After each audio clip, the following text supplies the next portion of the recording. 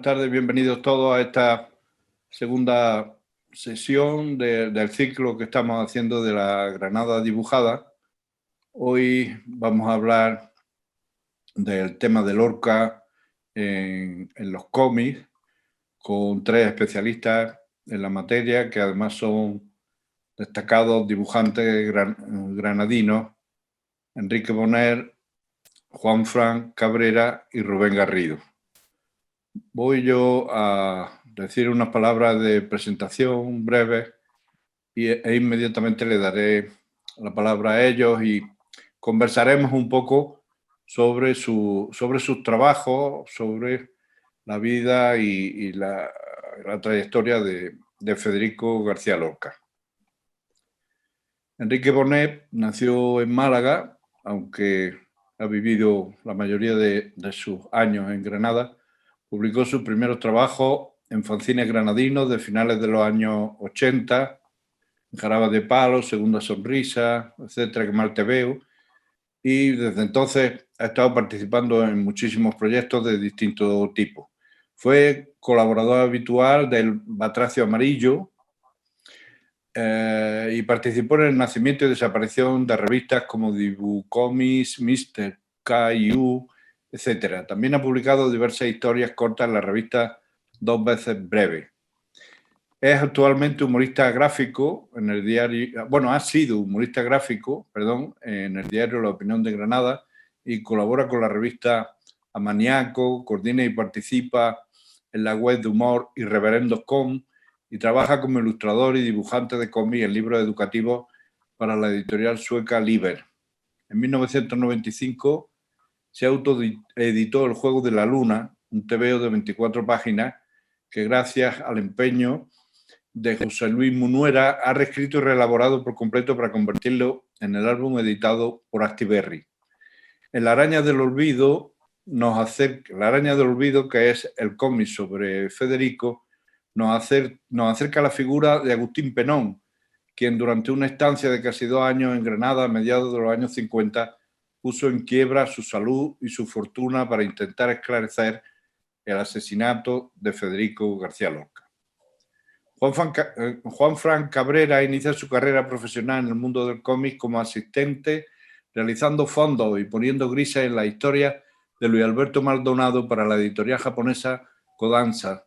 Posteriormente seguiría publicando sus páginas en la ya mítica revista El Víbora hasta su último número. Desde el 2006 hasta finales del 2009 dirigió la revista de humor satírico El Batracio Amarillo y desde entonces ha ido publicando su trabajo en diferentes revistas como Dos Veces Breve o Cretino. En su cómic Naufragio en la Herradura, en el que se narra el desastre del hundimiento de 25 galeras de la Armada Española de Felipe II en la bahía de dicha localidad de la costa granadina, fue un paso adelante en un modelo de autogestión de la obra que luego trataría en otros proyectos, como la colección de cuadernos semibiográficos Los Caballeros de la Orden de Toledo, que es también sobre Federico García Lorca y sus amigos, que después se convirtió en un volumen. Actualmente acaba de publicar, por encargo de la Mancomunidad de Municipios de la Costa Granadina, Los Viajeros del Tiempo, un cómic dedicado a difundir la historia de estos territorios a un público más joven a través de un tebeo. Rubén Garrido, dedicado al lenguaje visual en general, es uno de los grandes exponentes del cómic andaluz. Forma parte de una generación de dibujantes de cómic granadinos que tenía en la revista La Granada de Papel su máximo exponente, y a la que nadie le ha reconocido la importancia que ha tenido para la historia del cómic en España. Junto a los hermanos Garrido, ahí estaban el crítico Pepe Tito, el fotógrafo ahora en la agencia F, Juan Ferrera, y los dibujantes Carlos Hernández, autor de la mascota Cecilio para el Mundial de Esquí de Sierra Nevada, Joaquín López Cruces, Paco Quirosa, los componentes del equipo GEL,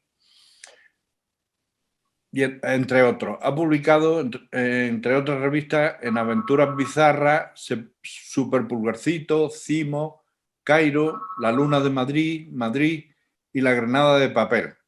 Dirigió las publicaciones Don Pablito y La Tapadera ya en 1992. Bueno, con estas, digamos, someras presentaciones, paso a darle la palabra en primer lugar a Enrique Bonet. Cuando quiera, Enrique. Sí. Bueno, pues un saludo a todos, muchas gracias a los que, bueno, pues, en primer lugar al Ateneo de Granada, a Álvaro en particular, por habernos invitado y, por supuesto, a todos los que estáis al otro lado escuchándonos. Bueno, sobre el tema de Lorca ya hemos estado comentando un poquito antes de iniciar la charla. Ninguno de los tres creo que nos consideramos expertos. O sea, nosotros creo que nuestra tarea hoy no es tanto hablar sobre Federico y sobre su obra, como bueno, explicar cómo nos hemos acercado a este personaje, cada uno desde nuestra perspectiva, desde nuestro ámbito de trabajo, y cómo elaboramos ese trabajo final, ¿no? Cuál es el proceso de creación de cada uno de nuestros trabajos. Y cuando venía para acá he cambiado un poco la idea que tenía de lo que quería contar, bueno, de lo que siempre suelo contar cuando hablo de este tebeo mío, que es la araña del olvido. Porque con el tema de la charla, que es dibujando a Lorca o Lorca dibujado, me he dado cuenta de que realmente mi trabajo no es tanto cómo dibujar a Lorca como cómo no dibujar a Lorca. En mi caso, mi historia, La araña del olvido, como tú has explicado muy bien, se basa en la trayectoria de Agustín Penón en Granada, el investigador uno de los primeros investigadores que de una manera más insistente y más metódica quiso investigar sobre el asesinato de Federico García Lorca, sobre las causas de su muerte, sobre los culpables de su muerte y sobre dónde estaba su cuerpo. Esa búsqueda infructuosa que todavía desde el año 55, en el que Agustín Penón estuvo en Granada, se mantiene prácticamente con los mismos interrogantes que él planteaba y los mismos enigmas que estaban entonces en su mente. Ese gran misterio es el que a mí me movió a hacer esta obra, ¿no? Este tebeo. Es decir, las tres grandes respuestas que Penón se preguntaba en el año 55, que eran por qué murió, quién lo mató y dónde está enterrado. Esas tres preguntas que le martilleaban en su vida aquí en Granada y en su posterior vida en Nueva York, cuando él abandona nuestro país, son las mismas tres preguntas que nos siguen golpeando hoy día y que prácticamente para las cuales no tenemos todavía una respuesta clara, ¿no? Y bueno, como siempre comento, a cualquier narrador lo que le interesa es lo que no se sabe, lo que no se conoce, el misterio de esta historia, ¿no? Y creo que en el caso de Agustín Penón y de su historia y de toda su trayectoria vital se encerraba pues el núcleo duro de ese misterio, porque él invirtió gran parte de su fortuna y de su salud en esta investigación, que quedó sin publicar, quedó inédita. Ese es otro de los grandes misterios de esa historia, por qué Agustín Penón nunca llegó a publicarlo. Además hay una historia también muy hermosa de fidelidad entre Agustín Penón, su amigo William Layton y por supuesto Marta Osorio, que fue finalmente quien le da forma definitiva a esa gran obra que es Miedo, Olvido y Fantasía. En definitiva, ahí había muchas historias paralelas, mucho misterio, que era lo que a mí me motivaba para trabajar. Aparte también lo he comentado muchas veces, siempre me motivaba el trabajar sobre Granada, sobre la ciudad en la que vivo, la ciudad que conozco, y ahondar un poco también en su pasado, ¿no? Y intentar explicar muchas de las cosas que también yo he vivido como residente en Granada.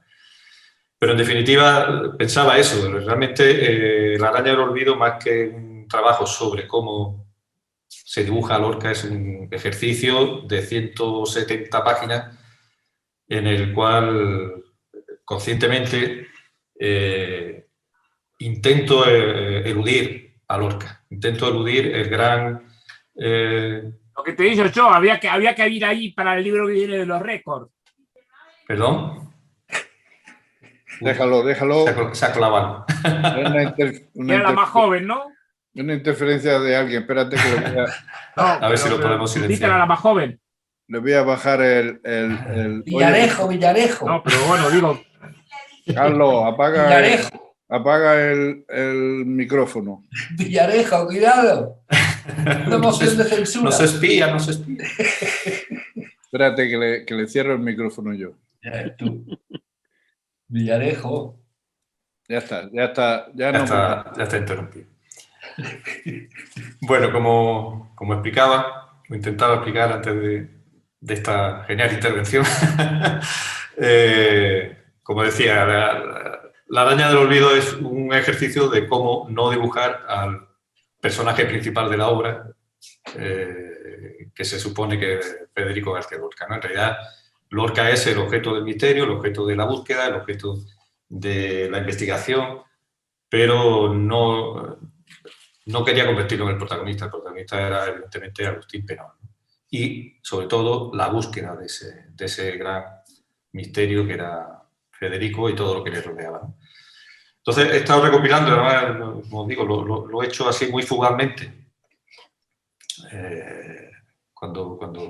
poco antes de venir, y he recopilado, como digo, el TVO creo que tiene 160 y tantas páginas, y hay 1, 2, 3, 4, hay como 7 páginas en las que Federico aparece someramente dibujado, ¿no?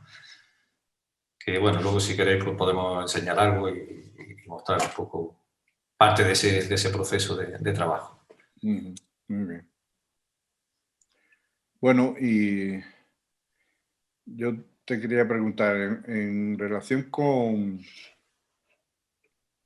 En relación con... Porque si misteriosa es la figura de Lorca, ya de por sí, y todo lo que atañe a su asesinato, etcétera, tanto más la de Agustín Penón, ¿no? Que era una especie de personaje fantasmal por Granada. Sí, sí. ¿Cómo fue que te acercaste tú? ¿Por el libro de Marta Osorio? Sí, a mí me llegó la historia que yo desconocía por completo. Me llegó la segunda edición ya de la obra de Marta Osorio a través de nuestro común amigo el murciano, que trabajaba entonces como editor en Comares, y me habló de esta historia en una charla de bar, y me empezó a hablar de la maleta de Penón y de los papeles de Penón, y yo no tenía ni idea de aquello. Al día siguiente me hice con el libro y ya desde que empecé a leerlo veía que había algo que me atrapaba, ¿no? Y bueno, lo que yo intenté, esa fascinación que a mí me sedujo desde el principio, pues creía que podía ser interesante también para mucha gente, ¿no? Que como yo desconocía esa historia. En realidad, en mi caso, el acercamiento a Lorca, lo debo reconocer, ha sido a través de Agustín Penón.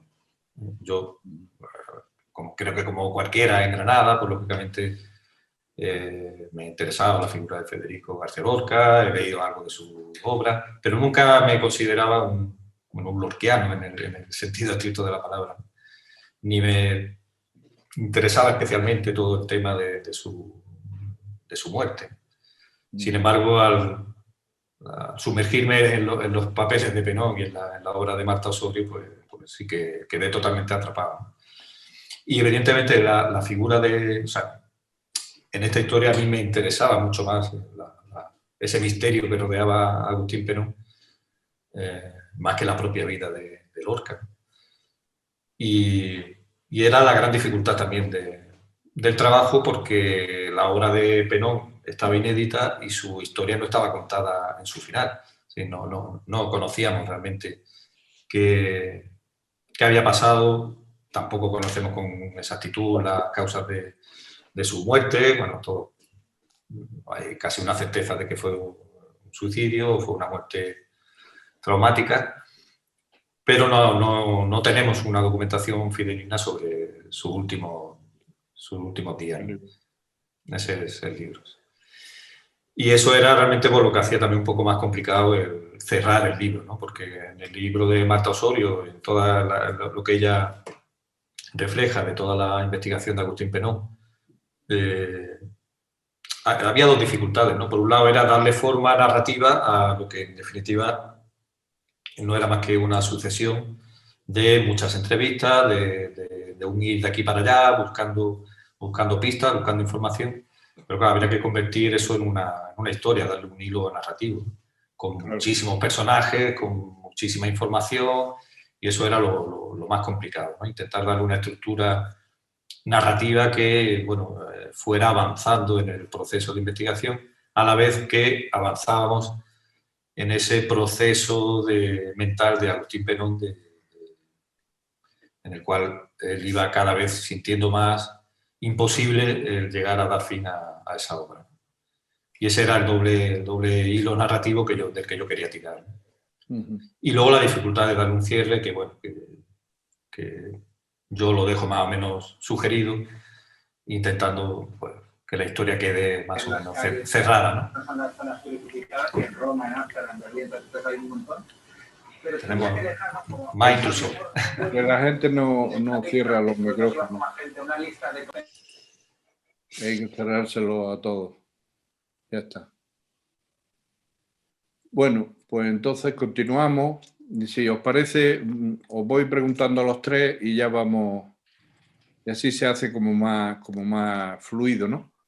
Entonces, Juanfran, yo te quería preguntar, ¿cómo es que a ti se te ocurre dibujar un episodio también tan poco conocido, ¿no? De la biografía de Federico García Lorca, y no solo de Federico, sino, digamos, de esa pandilla que ellos tenían en la residencia de estudiantes, Dalí, Manuja Mayo, etcétera, ¿no? De la Orden de Toledo. ¿Cómo es que llegas tú ahí? Bueno, en realidad yo aquí he contado con un guionista que fue el que tuvo la idea, un amigo que ya nos conocíamos de trabajar en alguna revista, y él es guionista y dibuja, pero se le ocurrió esta historia, y él tiene un estilo de dibujo más humorístico y quería darle un toque más figurativo. Entonces contactó conmigo para contármelo. Claro, la historia así contada no es nada real, ¿no? A él se le había ocurrido que hacer una especie de equipo A la española que resolvieran misterios y resolvieran casos, y donde los protagonistas iban a ser Lorca, Dalí y Buñuel. Encontró la excusa perfecta en los Caballeros de Toledo, que era una orden de caballería en plan de coña que fundó Buñuel en el 23, por ahí. Cuando los tres estudiaban, coincidieron en la residencia de estudiantes, ¿no? Entonces, la historia me la contó y claro, digo, eso lo tengo que dibujar. No sé por dónde va esto, pero bueno, conforme me fue enviando guiones, cada vez me gustaba más. Empezamos a hacerlo y bueno, nos encontramos el problema de que presentamos el proyecto a varias editoriales, les interesaba mucho porque son personajes atractivos, muchas gracias. Son personajes atractivos y la historia parecía interesante. Pero teníamos el problema que, claro, que yo soy dibujante, vivo de esto y hasta que no se publica entera no cobra un adelanto que es mínimo, no te da para vivir 6 meses sin poder cobrar. Entonces yo iba a un paso muy lento. Un mes me hacía 2 páginas, otro mes 4, otro mes ninguna. A ese ritmo tardábamos 4 años. Entonces decidimos autoeditárnoslo. Entonces lo dividimos en 5 capítulos. Sí, sigue. Un cuadernillo así de 28. Y en el año 2018, no me acuerdo, nos dieron el premio a Mejor Obra Nacional en el FICOMI, que es el Salón del Cómic de Madrid. Entonces empezamos a tener más seguidores, terminamos de sacar los 5 libros, toda la historia entera, y ya hicimos el recopilatorio, que es el libro. Y ya está. Y nuestra idea pues, era contar nuestra historia, que es algo inventado, ¿no? Donde estos personajes viven una aventura dentro del marco de la historia real, ¿no? Aparecen cosas como el estreno del Maleficio de la Mariposa, el asesinato de Eduardo Dato, lo vamos sacando, las tertulias del Pombo con Unamuno, Gómez de la Serna. Vamos colándolo todo así de refilón para darle un halo de realidad a la historia. Pero bueno, es totalmente inventada. Como decía antes, la excusa era la Orden de Toledo, que ya existía de verdad, y estaban todos aglutinados. Pertenecía a Maruja Mayo. Esta orden consistía en que cuando estaban en la residencia de estudiantes se iban a Toledo de marcha los fines de semana. Y allí tenían una serie de preceptos, como estar bebiendo vino todo el día, no ducharse, ir a ver la tumba del cardenal Tavera, y una serie, lo tenían todo escrito. O sea que la orden existía. Y pues ya los teníamos ahí todos aglutinados. Simplemente pues darle vida y empezar a meterlo en la historia. La historia principal es que la institución libre de enseñanza los contrata para formar un equipo secreto. Y ellos tres, junto a Lorca, Dalí Buñuel, junto a Pepín Bello, pues formarán este equipo que hasta el mismo Einstein viene de Alemania para proponerles una primera misión, que es la que aparece en este primer arco argumental en el primer libro. Y bueno, eso es una historia un poco... No es como lo de Enrique, que es algo real, pero bueno, está igual de bien documentado, mucho, demasiado a veces, porque había veces que me atascaba en algún sitio por la documentación, porque quería hacerlo lo más real posible, ya que existía, y los sitios existían y existen de verdad, pues de ahí lo de la Orden de Toledo.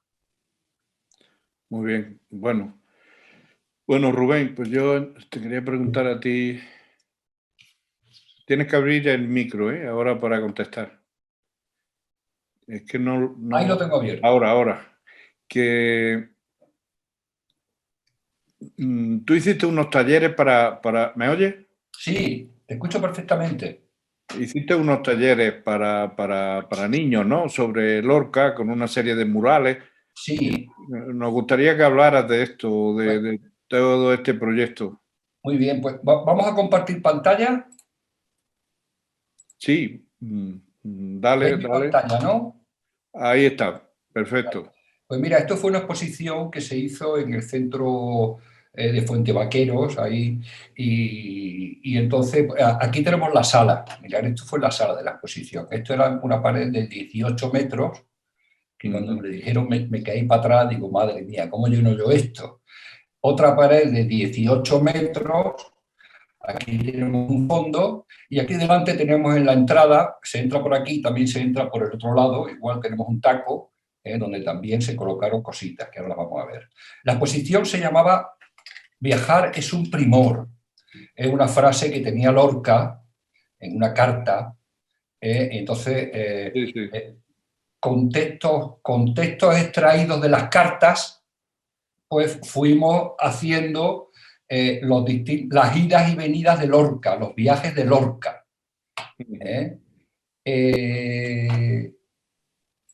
Cuando se entraba en la sala, ahí en este taco que os he enseñado antes, aquí, entraba y entonces nos encontrábamos con esto, que esta era la entrada. Viajar es un primor. Con este caballito infantil y este monigote aquí, Sí, hice precioso. Esta imagen. Detrás de esta imagen también puse este panel donde ponía imágenes imágenes que había utilizado para hacer los dibujos. También aproveché para poner aquí algunas caricaturas de Lorca, ¿no? Lorca ha sido muy caricaturizado, Toledano, aquí hay un montón de caricaturas.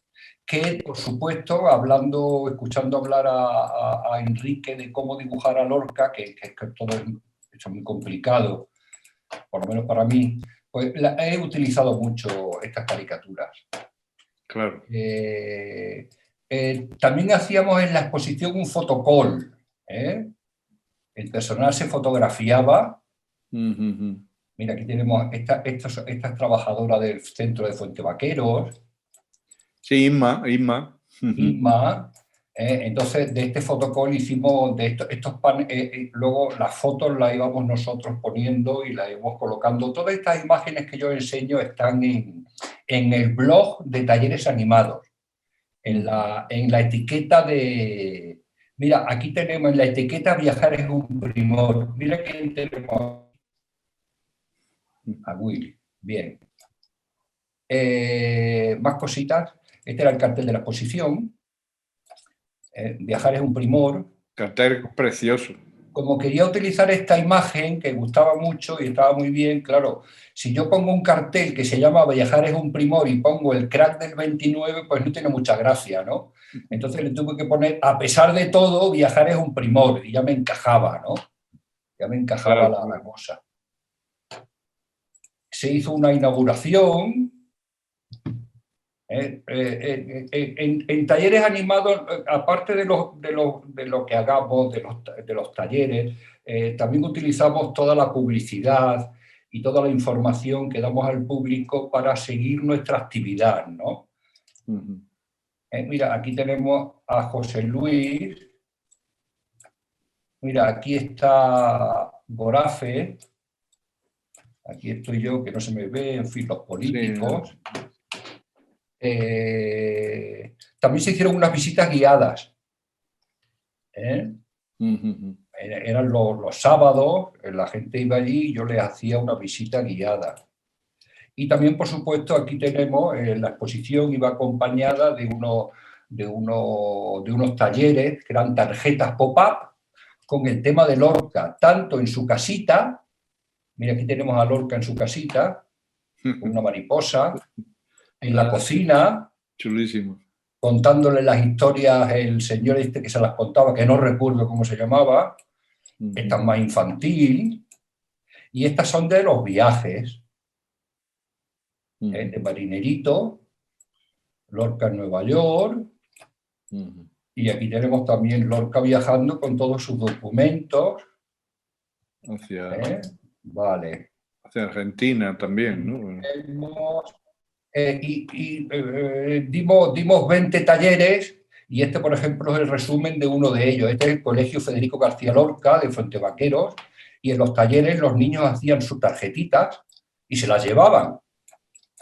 Y estas tarjetitas por detrás tienen escrito texto sobre Lorca, sobre sus viajes. O sea, los niños se llevaban su tarjetita con un texto, a veces por delante y otras veces por detrás.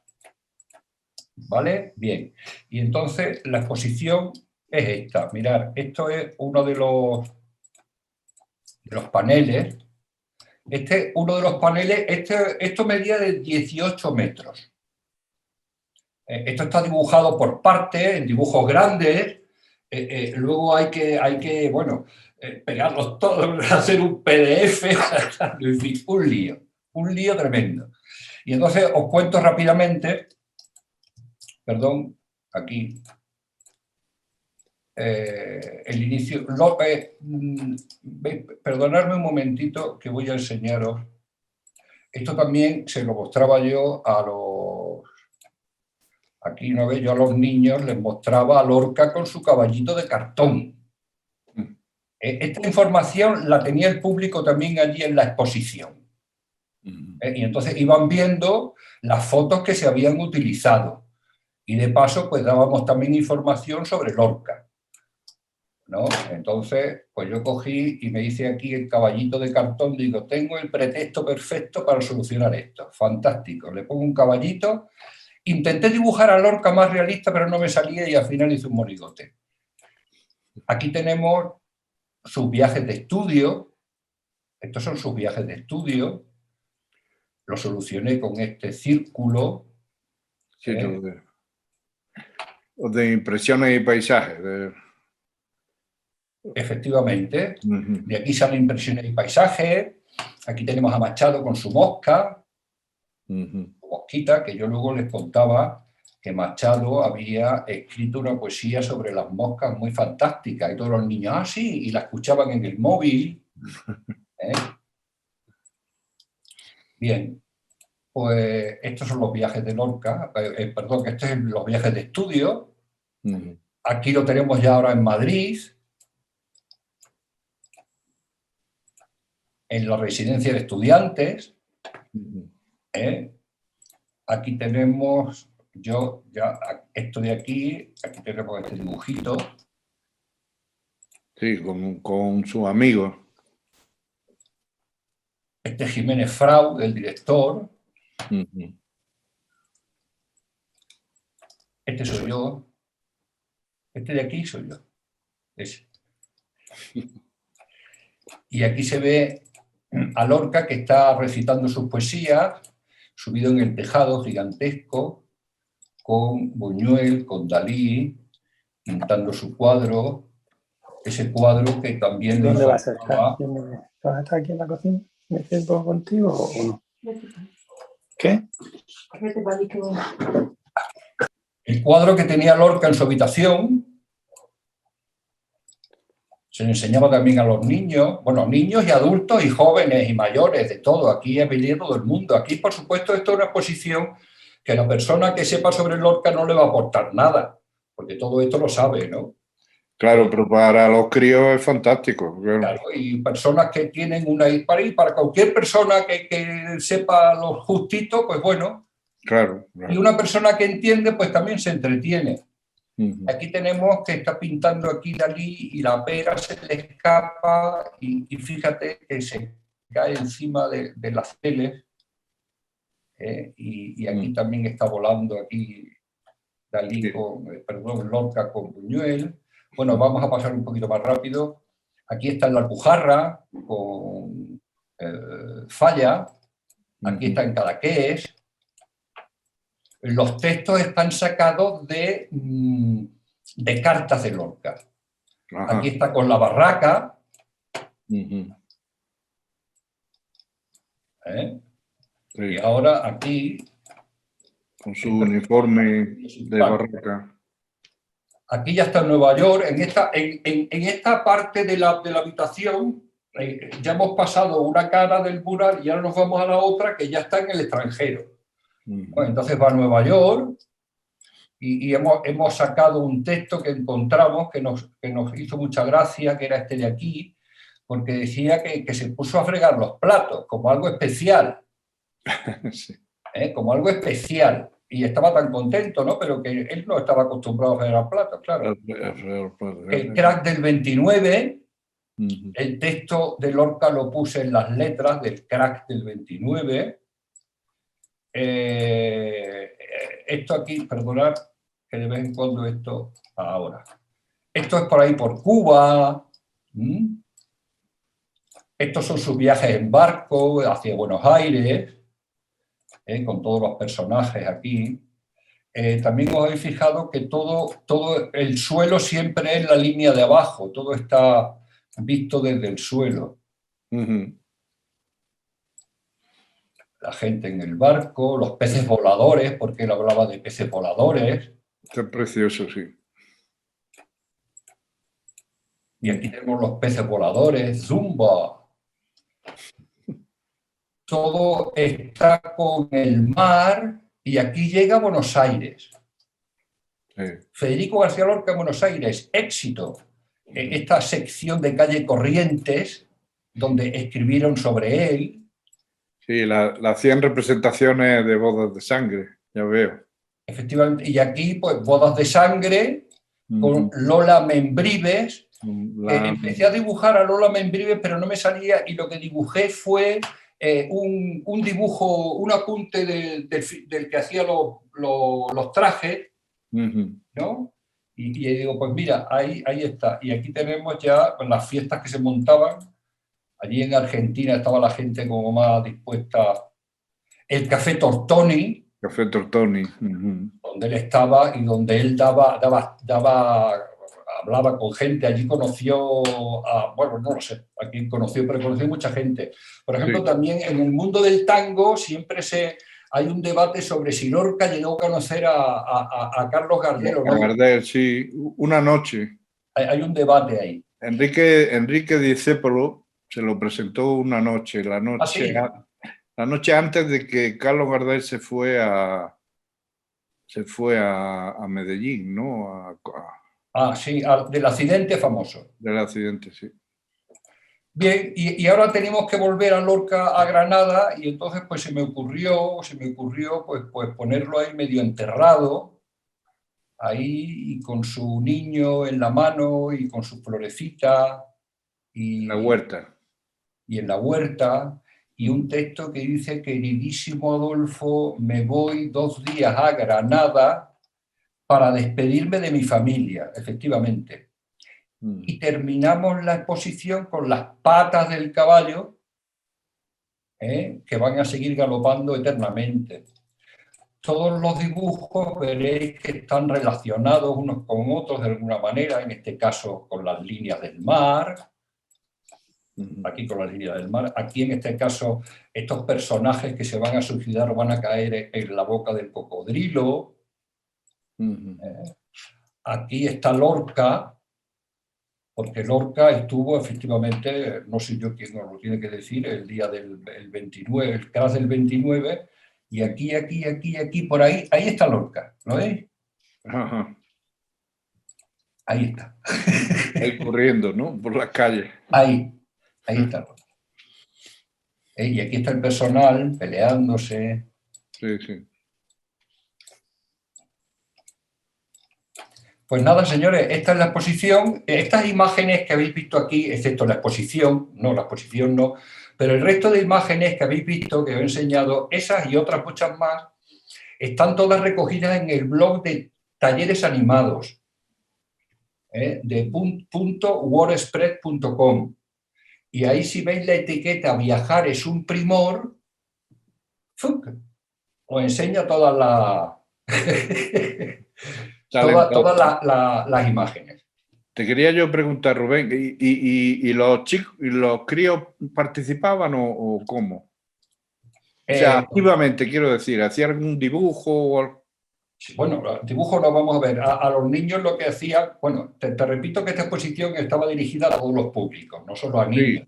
Sí, a todos. Esta exposición venía a verla mucha gente, ¿no? Uh-huh. Pero los colegios que querían venir a la exposición, pues concertaban un día y entonces ellos llegaban, les enseñaban la casa de Lorca y luego ya nosotros les enseñábamos la exposición. Y luego nos íbamos al piso de arriba y allí los niños hacían sus tarjetas. Ajá, eso. Esas tarjetas pop-up estaban ya impresas, estaban para que ellos recortasen y la montasen y se la llevaban, ¿no? Y detrás, es lo que te digo, detrás de cada tarjeta hay información. O sea, los niños estaban llevando una tarjeta que estaban todos encantados con su tarjeta, porque claro, no todos tienen una tarjeta pop-up que han hecho ellos. Claro. Y ahí ya se llevaban ya información también sobre el asunto.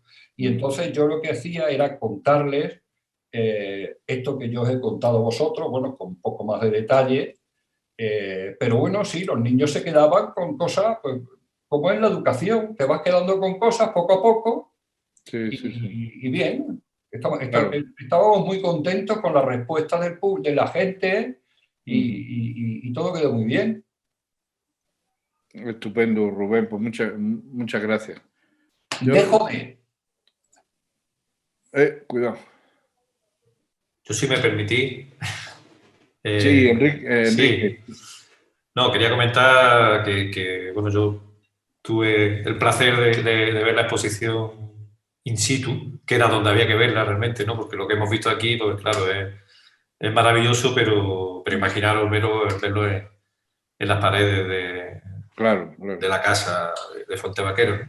Y lo que es una lástima es que eso haya desaparecido. O sea que claro, yo me imagino ese mural de manera permanente en algún edificio lorquiano, le hace Centro Lorca, le hace la casa, y creo que sería maravilloso, ¿no? Porque Rubén no solo consiguió contar ahí muchas historias de Federico, o sea, que se puede aprender, se puede cumple perfectamente. Era el fin de la exposición. Exactamente, tiene un fin divulgativo, claro, ¿no? Pero es que aparte... Y que las personas que evidentemente ya conocen todas esas cosas, pues tampoco pues puedan ver la exposición y pasen un buen rato, claro. Sí, sí. Claro. Pero a diferencia de otras exposiciones en las que te queda un catálogo, te queda bueno, un resto, aquí afortunadamente está también el blog que nos comenta Rubén, pero lo ideal hubiera sido que ese mural o esos 3 grandes paneles hubieran quedado, ¿no? Y se hubieran guardado en algún lugar, claro. No, eso está, no, bueno, no pasa nada porque eso se puede volver a imprimir, o sea, están ahí los archivos, ¿no? Lo que sí hay una idea que yo le he propuesto al director del centro, y si no, bueno, ya se verá, es sacarlo en plan desplegable. Ajá. Eso estaría muy bien. claro. Entonces, aquí tenemos la portada Claro, y tú vas viendo claro. FACA, pero por aquí, que aquí vendría los logos y lo terminas de ver, chaca, chaca, FAC. Sí, sí. Y esto redondo, muy importante. Ajá. Esto redondito que queda muy bien. Y entonces, esto sería, claro, imprimirlo en un cartoncito. Sí, quedaría precioso, claro. Pues Y sí. tan mono. Ujú. Sí. Pero bueno, a ver, pero ahí está la propuesta. A ver si... A ver si se animan los del centro Lorca. A ver si se animan o la Diputación y lo edita para Fuentevaquero, ¿no? Sí. Yo, Lo si veo me más permitís, factible Álvaro, por ahí. Lo veo más factible por ahí. Pero en fin. Pero sí, No, yo no lo veo factible. se tendrían que animar y hacerlo, ¿no? Muy Como bien. tantas cosas, ¿no? Es decir, que Lorca es una figura que genera creación continuamente. Este año ha sido alucinante la cantidad de obras que han venido sobre Lorca. O sea, en el momento en el que se han liberado los derechos, se está notando la capacidad de creación que tiene Lorca, porque en el programa de la Alhambra han venido cuatro espectáculos. Yo he podido ver solamente 2, pero los 2 que he visto, magníficos sobre Lorca, ¿no?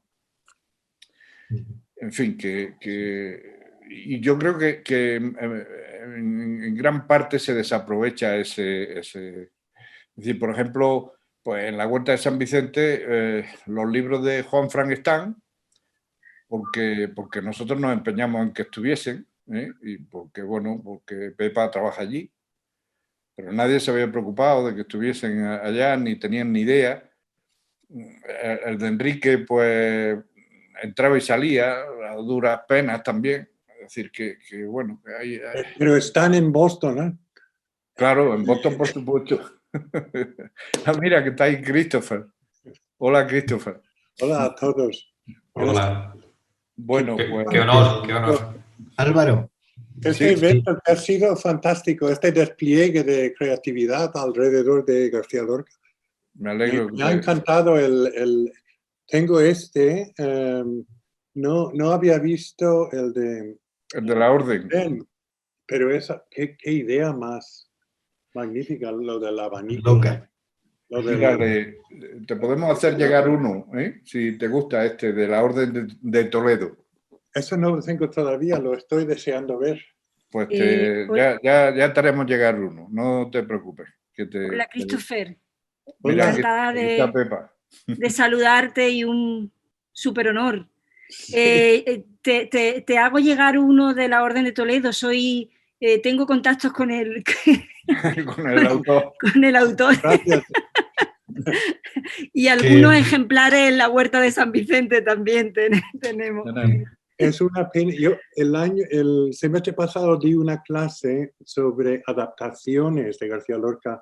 Este evento que estamos en el que estamos ahora habría sido un banquete para los estudiantes y para mí, Claro, y lo que hemos visto esta tarde. pues, ¿Cómo se explica la explosión de novela gráfica en torno a Lorca? Porque también hay uno sobre Lorca en Nueva York. sí, sobre el poeta en Nueva York, es verdad. Sí. Yo quería comentar este libro que seguro que Christoph conoce. Es que lo veo mal. Sí, creo que se ve al revés, ¿no? Se llama No, se ve bien. Spanish Graphic Narratives, que fue es el resultado de un congreso, creo que se organizó en torno precisamente a la narrativa gráfica relacionada con la historia contemporánea de España. Y hay un capítulo dedicado expresamente a García Lorca y a las adaptaciones de Lorca. Lo voy a buscar. Se va a dar una clase. Este es el último que conozco de Susana Martín Segarra, sí. sobre la residencia de estudiantes. Sí, esa la he visto, sí. Pero sí. Que tiene, Lorca tiene mucho protagonismo, como es natural, ¿no? Sí. Aquí hemos comentado la ausencia obligada de Carlos Hernández, que es otro compañero nuestro que también publicó La huella de Lorca. Exacto, es que Carlos yo lo invité, pero estaba ahora en un momento malo y me dijo que mejor ahora no y tal. O sea que esperamos tenerlo en el ciclo más adelante, cuando él se encuentre mejor. Yo quería preguntaros, ¿qué os ha gustado más del trabajo que habéis hecho? Es decir, de esa investigación. Para mí, por seguir con el orden de intervención, para mí quizás lo que más he disfrutado, lo que más he sufrido también, pero creo que lo más placentero para mí ha sido la búsqueda de documentación, que creo que es común a los tres, eso es básico, ¿no? En cualquier trabajo de cómic, sea lo que sea. Siempre tienes que tener un apoyo documental, incluso aunque estemos hablando de una obra de fantasía. Pero en este caso, en el caso de nosotros tres, creo que es obligado. Y para mí ha sido la parte quizás la que más disfruté, también es la que más tardé, porque sobre todo para documentarme sobre la Granada de la época de los años 50, pues aunque hay muchas cosas que no han cambiado, hay muchas otras que sí, y sobre todo tenía que estar seguro de qué era lo que había cambiado y lo que no. Claro. En muchos casos, te lo tienes que ficcionar, tienes que inventártelo, pero para mí eso ha sido un placer, el sumergirme en internet, sumergirme en archivos, sumergirme en los diarios de la época, sumergirme también en mucho, me apoyé mucho también en el cine de los años 50, el cine español, porque una de las grandes dificultades que creo que nos encontramos todos cuando tienes que dibujar una época determinada, pues son los interiores, digamos un poco la vida más cotidiana, ¿no? Porque claro, hay mucha documentación gráfica de edificios, de las calles, pero es más complicado cuando tienes que ambientar desde una cama, un teléfono, una habitación, el interior de una oficina, en fin, todos los montones de escenarios por el que pasa. Y en ese sentido el cine me vino muy bien, muchas películas españolas que están ambientadas en esa época, están hechas en esa época y eran una fuente de documentación muy rica, ¿no? ¿Y a ti, Juanfran? En mi caso, como dice Enrique, exactamente lo mismo a la hora de esa relación de amor-odio con la documentación, que es hecha ahora, porque a mí lo que me gusta es dibujar. Yo quiero ponerme ya, pero claro, tienes que dibujarlo todo correcto porque siempre va a haber alguien que te va a decir eso no era así. Entonces no quieres meter la pata. Igual que Enrique he tirado mucho de películas, que Enrique, te digo que como de las pelis que hemos mirado, como alguno la haya cagado, hemos cometido todos los mismos errores, que lo sepas. Yo buscaba películas del año 55. O sea, yo no... A ver, ¿cómo eran las lámparas? Porque para un escritor, pues tú describes pues, con una lámpara que iluminaba con luz tenue. Pero yo la tengo que dibujar. O sea, ¿ves cómo es la lámpara de luz tenue? Entonces no me lo puedo inventar por eso. Tengo que mirar qué había, qué no había. Por eso, la documentación. fascinante y lo que aprendes, que luego lo que aparece es un 10% como mucho de todo lo que te has tenido que estudiar. Claro. Estudiar, como decía Humberto Eco en el Apostilla, el nombre de la rosa, que él sabía los nombres de cada uno de los que vivían allí y todo lo que hacían, que luego no aparecen. Pero luego, sin duda, para mí, lo mejor es el pozo que ha ido dejando esta obra sin querer. Lo están usando en un montón de institutos de toda España para introducir a los chavales, la generación del 27, de una manera amena, que están leyendo una aventura, pero de tapadillo le están metiendo las tertulias del Pombo, el estreno del Maleficio de la Mariposa, el poemas de Lorca, Exacto. Personalidades y vidas de las cosas reales, que las están aprendiendo, a la vez las están leyendo. Y de vez en cuando pues nos llegaban de un instituto de Madrid, pues que habían cogido alguna escena del cómic y la habían representado para trabajo de fin de curso. Y nos llegaban todo eso, felicitaciones de profesores, de hecho, al final en la recopilación tuvimos que poner un índice histórico para que sobre todo los chavales supieran qué parte es ficticia y qué partes son reales. Entonces eso, o que vaya a Cuenca, que te llamen para dar una charla sobre este libro y los chavales sepan quién es Pepín Bello y sepan de toda la danza de estos personajes, su obra, llena mucho. Y luego otra cosa, en Toledo mismo, que es donde se basa, como he comentado antes, la Orden de Toledo, la fundó Buñuel. Allí una noche borracho, que se metió a robar en el cepillo de una catedral, lo echaron, y se le ocurrió formar la orden esta de caballería, ¿no? Y ya a raíz de ahí, pues todos los fines de semana para allá, para Toledo. Pues el que en Toledo, a raíz del cómic, un amigo, bueno, ahora es amigo, antes no lo conocíamos, contactó con nosotros, él es guía turístico y creó la ruta de los caballeros de la Orden de Toledo, donde te lleva. Uno de los preceptos de la orden era, pues, había que estar bebiendo vino había que beber vino, y no cualquier vino, el vino de Yepes, que era, no porque era mejor, era porque era más barato el que tenía a mano. Entonces, pues te empezaba desde la iglesia, donde echaron a Buñuel, te iba llevando por toda la calle, donde hacían, aquí tuvieron una pelea con unos soldados americanos, aquí no sé qué. En fin, y es una ruta que ha quedado. Juanfran, De hecho, cuando hicimos el recopilatorio... Se te va un poco el sonido, Juanfran. Ha bebido vino de Toledo. Ya la tenían perfeccionada. Eso es que es agua. Claro, entonces, esta ruta te la hacen explicándotelo todo y un actor caracterizado y va contando poemas y es preciosa, que si podéis ir a Toledo y... Vamos, tenemos que ir algún día en grupo, ya lo hemos hablado más de una vez, vamos contigo, y hacerla. Todo eso ha quedado. Y eso la verdad es que me encanta. Cuando veo de un instituto, ahora mismo me han escrito para que uno de Málaga, que les mande 5 ejemplares. No sé, es lo mejor, vamos, sin duda. Que me gustaría hacer 10 más, si pudiera, de este tipo. Claro. ¿Y tú, Rubén? Bueno, y hablando, otra cosa, de lo que ha dicho Rubén, que más, o sea, has dicho un par de veces que como no me salía, he dibujado un monigote, o como no me salía, he hecho tal. Es algo, Enrique, tú no te has encontrado con este problema, porque no lo has tenido que dibujar. Lo has dibujado. Pero yo, en mi caso, no solo era a Lorca, sino a Dalí y a Buñuel. Personas muy conocidas que las tienes que dibujar y no vale dibujarlo en plan retrato porque tienes luego... Tienes que moverlas. Claro. Tengo que ponerlos enfadados, tengo que ponerlos en una pelea, tengo que ponerlos saltando de una moto a 80 kilómetros por hora. Entonces, ese fue un problema, el encontrar una imagen que se adaptara, que sea caricatura, pero lo suficientemente realista como para que se reconociera. Entonces, ese fue el... Están muy bien los tres, ¿eh? Sí. Están muy bien los tres hechos.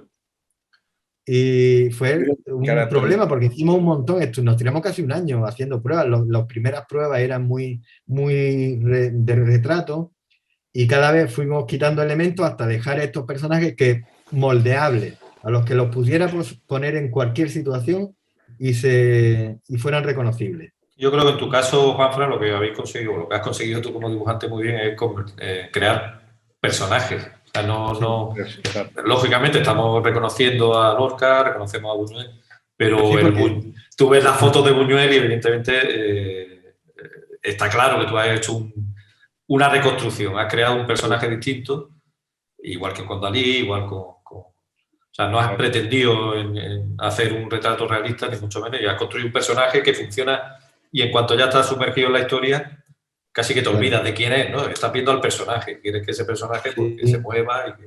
Y más que las características físicas, pues nos hemos centrado más en la personalidad de cada uno, que ahí puedes ver también, porque por ejemplo, a Buñuel pues al principio lo dibujaba Visco, pero en el cómic es que no se sabía dónde estaba mirando y era un problema al final. Digo, venga, lo ponemos normal. Le hicimos una operación y así se ha quedado. Mucha gente me pregunta que por qué parece un personaje manga. Le puse los ojos grandotes, así con... Sí, es verdad. Porque tenía los ojos saltones y tal. Y eso, quizás pues nos basamos más también en la personalidad y las características psicológicas de cada una de ellas. Y Rubén, ¿a ti qué fue lo que te gustó más de todo el trabajo? A mí, bueno, yo tuve la suerte que, siendo esto una historieta también, en el sentido en que es una sucesión de imágenes que te cuentan una historia, pero es una historieta distinta a la que han hecho Enrique y Juanfran. Sus personajes tienen que estar moviéndose, tienen que estar... Yo no, lo mío eran más dibujos más estáticos, ¿no? Por lo que me ha resultado muchísimo más fácil. No. Más fácil.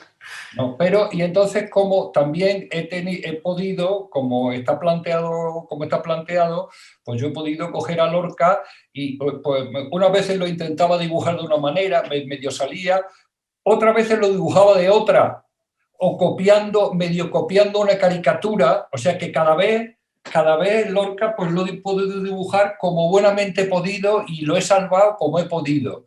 Es muy difícil. Para mí, por lo menos, y ya veo también para los colegas, es difícil. Aquí también está amigo el Bute, que también lo sabrá, lo difícil que es coger un personaje, pues por ejemplo, como Lorca, como Buñuel, y ponerlo a moverlo y a beber una cerveza y a reírse. Es muy complicado. Entonces yo lo he podido salvar como buenamente he podido.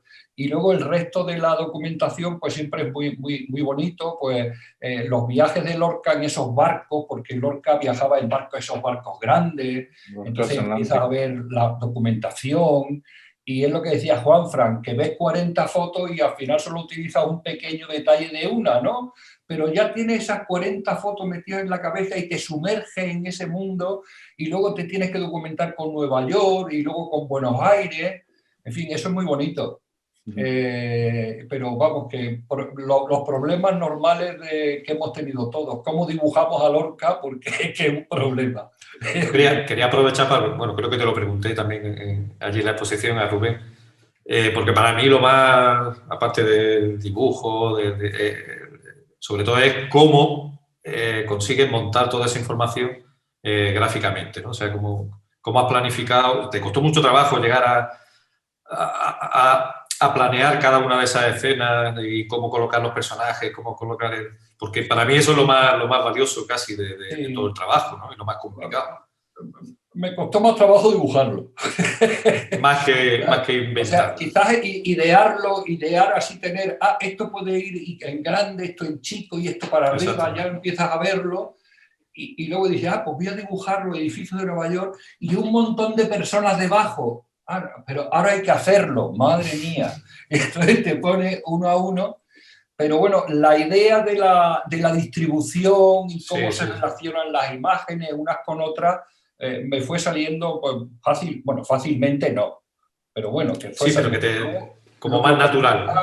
Es decir, bueno, pues voy a dibujar aquí un barco con gente y lo otro. Y ahora te tienes que poner, y además sabiendo que esto se va a ver a 2 metros de grande, ¿no? Claro. También es curioso porque cuanto más grande dibujas una cosa, más simple la dibujas. Más simple. Cuanto más grande dibujas, más simple. ¿No? Y entonces, claro, dices, esto tengo que hacerlo, claro, si te pones a poner, es como los murales, ¿no? Cuando tú haces un mural, pues quieres hacer manchurrones gordos y fuertes para que impresione, ¿no? Y bueno, también era eso que nunca lo había hecho, hacer una cosa tan larga y tan alta, ¿no? Yo nunca había dibujado así. Y entonces pero bueno, hubo muchos problemas, pero todo se fue solucionando. Bueno, Yo creo también lo que es llamativo en esto, ¿no? En la figura de Lorca, es como puede dar pie a cualquier tipo de interpretación, ¿no? Y a obras muy distintas, como puede ser un TVO casi de aventuras, como el de Juanfran, un despliegue mural narrativo como el de Rubén, o un TVO más clásico, más ortodoxo, así como el mío, ¿no? Y muchas otras variantes. Es decir, que es que la figura de Lorca da para abordarlo como se quiera, ¿no? Sí, el de Poeta en Nueva York, que está hecho Claro. a partir del libro de poemas, ¿no? Sí, sí. También Sí, tiene un tratamiento como más poético, quizás, menos narrativo, ¿no? Pues gusta más un poco Claro, pero es que era inevitable, tenía que Claro. ser a base de imágenes, pero queda también muy bien. Es como más onírico. Ujú. Bueno, pues vamos a dar entonces paso al público que intervenga, a ver quién quiere preguntaros algo o comentar algo. Si me avisáis, yo voy dando la palabra. Pepa, ¿tú quieres hablar? Bueno, yo quiero solo dos pequeños matices. Uno, me ha encantado lo que ha dicho Enrique Bonet de que intentaba cómo no dibujar a Lorca. Eso me ha gustado muchísimo porque bueno, creo que ese es el acierto de alguna manera en literatura, como decir sin decir, ¿no? Y el cómo no dibujar a Lorca, pues la verdad es que me ha gustado bastante. Yo creo que el problema es que no seguimos siendo esa Granada que tanto Lorca pintaba, dibujaba y describía, y no somos capaces y no sabemos proyectar como deberíamos nuestra propia figura, ¿no? Nuestra gran figura. Hay países y hay lugares que si tuvieran una figura como es Federico García Lorca, pues sacarían mucho más provecho, mucho más rendimiento del que en esta ciudad se saca, que a veces incluso da la sensación de que lo que se tiene en esta ciudad es más desprecio que otra cosa, ¿no? Por la figura del poeta y por su legado y por sus cosas, ¿no? Yo estoy ya muy cansada, ¿no? De ver esa actitud en esta ciudad.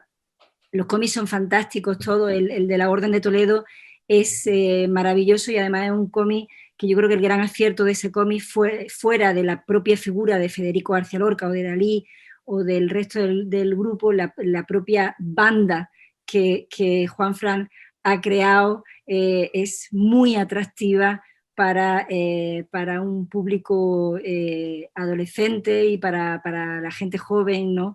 Y un modo de introducir a los estudiantes en la figura de Federico, de Dalí y del resto, muy interesante. Yo estoy esperando el segundo número de Juanfran. Ya cuando le presenté la Orden de Toledo, le tiré un poquillo de una oreja. Estoy esperando el segundo número en el que ellas también sean aventureras aguerridas.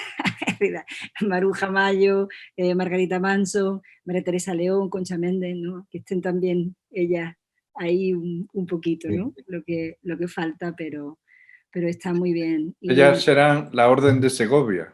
No, eran la Orden de Toledo también, no discriminemos. Sí, ya, otra orden. Sombrero parece. Ya, sí, ya lo sé que estaban ahí ellas también. Y además tiene colorines, no como el de Enrique, que ahí... Empieza a hacer solo en blanco y negro. El tuyo tiene colorines. Los dibujos son fantásticos, ¿eh? La historia de Enrique es que es más de blanco y negro. Sí. La tuya es más de colores. Sí. Bueno, ¿alguien más quiere intervenir? A Silvia no la dejéis, que es para meternos en un aprieto. Sí. Silvia, tú no preguntes. Bueno, sí, Silvia, habla. Sí, pero no es para meter en ningún aprieto. A mí antes estabais hablando diciendo cómo Lorca genera mucha creación, genera mucha creatividad. Hay mucha gente que se inspira incluso para hacer cosas de ficción como ha hecho Juanfran, ¿no? Ahí está. Entonces, es una figura que llama a crear cosas nuevas. Y a mí aquí pues me llama mucho la atención, teniendo esa obra tan enorme que tiene Lorca, tan honda, con tanta polisemia, cómo ha sido mucho más la persona, el personaje de Lorca, el que despierta este tipo de cosas, que la obra misma, ¿no? También en el cine se ve mucho sobre Lorca. Hay algunas obras, evidentemente, hay películas sobre las obras de Lorca, pero cómo el personaje mismo se come muchas veces la propia obra. De hecho, a mí me llamó mucho la atención, como decía Pepa, cuando yo llegué a Granada, yo llegaba embelesada a la tierra de Lorca y de pronto era como... Pero había muchísima gente que me decía que no había leído la obra de Lorca, ¿no? Entonces era una cosa que a mí me desconcertó muchísimo. Pero bueno, a mí también me fascina la figura de Lorca, y por eso era más una pregunta en general. ¿En algún momento os llamó a escribir, crear sobre la obra, o por qué en algún momento os atrapa el personaje? Sí, que... Bueno, creo que comenté algo al principio, ¿no?, sobre eso. Creo que como narradores, el gran atractivo de Lorca es su misterio, ¿no? El misterio que lo sigue envolviendo y sigue envolviendo su figura, y todas las partes de la historia que no conocemos. Como siempre digo, eso es lo que tiene un material narrativo de interés para uno de los materiales más interesantes. Entonces, es que es tan magnética su figura en ese sentido, y sobre todo, no solo por el misterio que lo rodea, sino por el momento en el que se produce, porque digamos, la historia de Federico García Lorca puede explicar, nos da muchas claves para explicar muchas otras cosas de la historia de España, ¿no? Y de ese momento tan tremendo como es la Guerra Civil, ¿no? Claro, porque tú escribes sobre su muerte, digamos, lo que está envuelto en misterio, y lo que en realidad se convierte en un símbolo es la muerte, ¿no? Evidentemente, también lo decía antes, su figura, su obra, su universo es tan poliédrico y tan tremendo que da pie para muchísimo. O sea, se podrían hacer muchas cosas, desde luego, desde adaptaciones de algunas de sus obras, que yo creo que incluso en cómic podría ser, no sé, estoy imaginando Bodas de Sangre o Yerma, dibujado con estilo expresionista, y podrían hacerse cosas realmente potentes, ¿no? Se podrían hacer perfectamente. Yo nunca he tenido esa tentación, porque tampoco me veo en esa línea de dibujo, ¿no? Pero creo que se podrían hacer muchísimas cosas.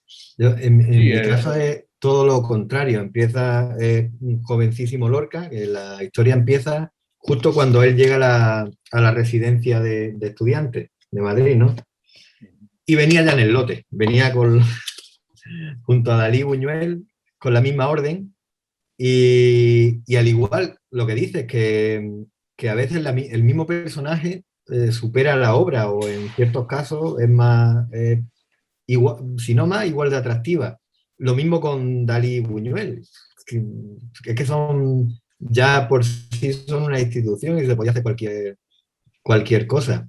Quiero aprovechar para decir que, aunque esté yo aquí, que esto fue idea de Javier, el guionista, que el pobrecillo, yo como si el dibujante,